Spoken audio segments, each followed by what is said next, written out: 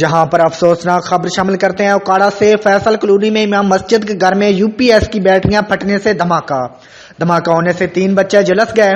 دھماکہ اتنا زوردار تھا کہ مکان بھی جگہ جگہ سے پھٹ گیا۔ مزید تفصیلات جانتے ہیں اوکاڑا سے وقاص بٹی کی اس رپورٹ میں۔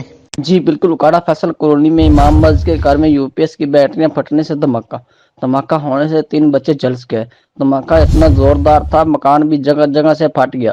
زخمیوں کو ہسپتال منتقل کر دیا گیا جہاں بچوں کی حالت تشویشناک بتائی جا رہی ہے۔ امام مسجد ڈولا پختہ کا رہائشی بتایا جا رہا ہے۔ کیمرہ مین ٹیم کے ساتھ وقاص علی بھٹی، CD5 نیوز، دیپال پور۔